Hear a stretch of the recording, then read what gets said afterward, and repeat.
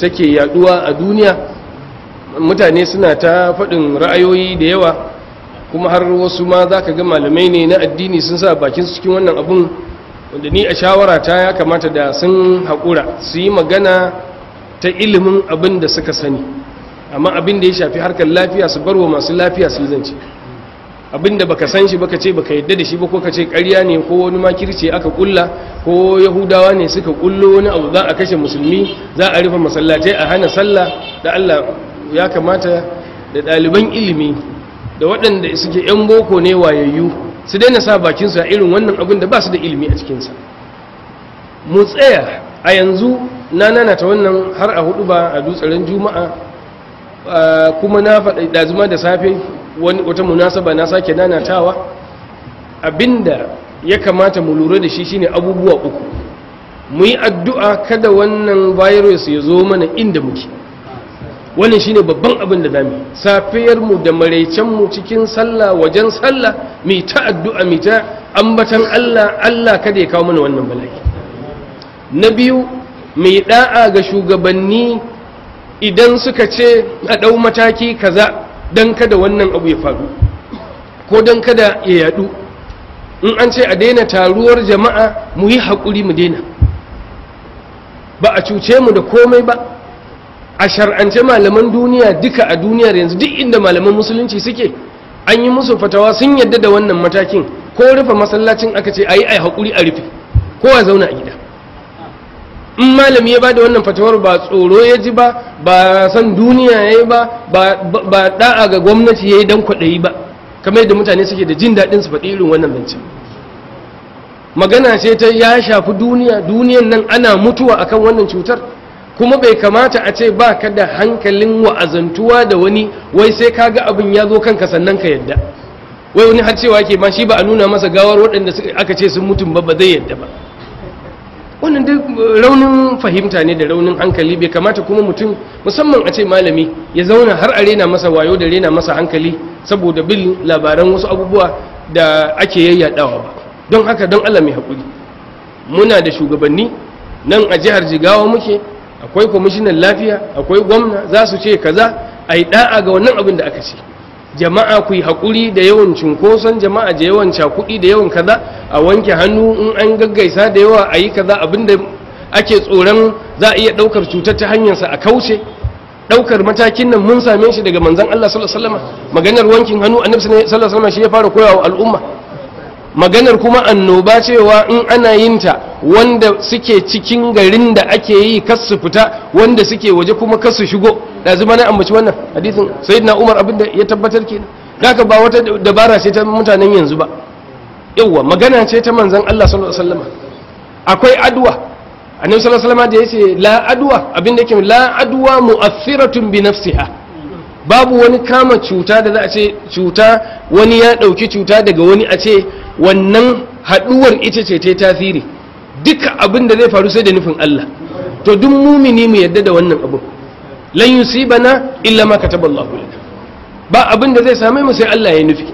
Amma kuma shi sababi illam yatakhallaf, ay illam tatakhallaf sababiyatuhu fa inna sababahu yaqa. Shi sababi, in sababiyarsa ba ta kauce ba, in Allah ya ga damar abu ya faru to zai faru. In ka kyatta ashana za ta zama wuta, in ka kona takardar nan za ta kone. In kuma Allah ya ga dama sai ka kona abu ya ki konuwa. Amma a al'adance, a urfin al'adar dan adam shine in aka kona takarda da wuta tana konewa.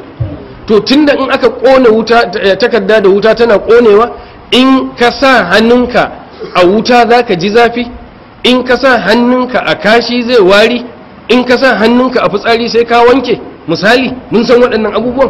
In malamin likita ya ce in ka shaƙi abu kaza zai haifar ma da cuta kaza, in ka taɓa abu kaza ya shiga jikinka zai zama abu kaza, to ba ka da hankali in ka ƙaryata shi. Don haka ka yadda da cewa ana ɗaukar cuta, amma kuma sai da izinin Allah. Wannan kuma baya hana ka ɗauki mataki. Don kan an ce a ɗau mataki, a rufe wuri kaza, a rufe shaguna, kowa zauna a gida, don Allah mai da'a mai haƙuri. Abin da yake faruwa yanzu a duniyar duniyar waɗanda suka fi mu kwaɗayinta. Da a ce a duniyar talakawa kawai yake faruwa su suna jin daɗinsu, da ma ce sun jefa musu sharrin ne su ba sa ciki.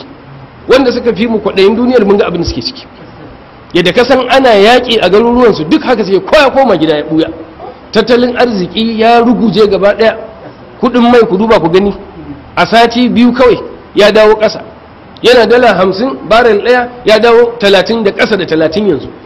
Dole ana tattauna kowace ƙasa a canja budget.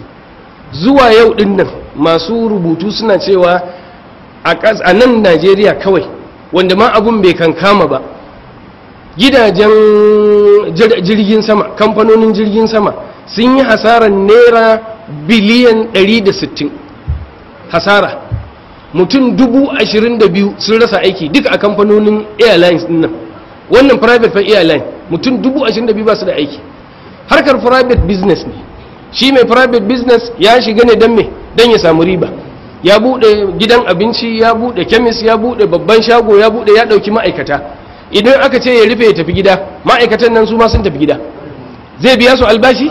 Gwamnati ce kawai a irin wannan hali takan biya ma'aikata albashi. Amma inda cewa za ta yi duk wanda ba aiki don haka ba albashi, kun ga ai tashin hankali ya faru. Na faɗa ɗazu da safe nake cewa a yanzu a America zuwa wannan satin unemployment ya kai 33%, wanda 2% kawai ya isa Congress sai ta tada hankali akai. To yanzu saboda ko su dama capitalist business ne, abin nan ƙasa ce, mafi yawan komai na 'yan kasuwa ne.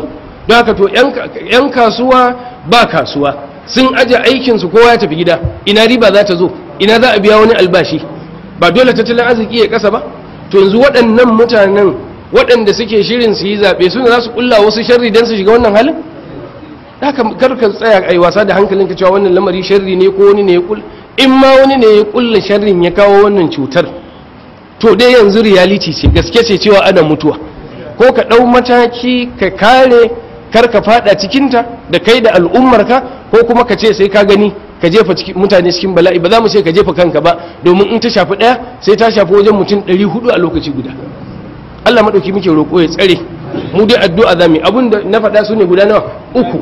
Addu'a, da'a ga abin da shugabanni suka ce. Na 3 shine daina yaɗa jita-jita. Insha Allah sai mu zauna lafiya. Allah ya tsare mu.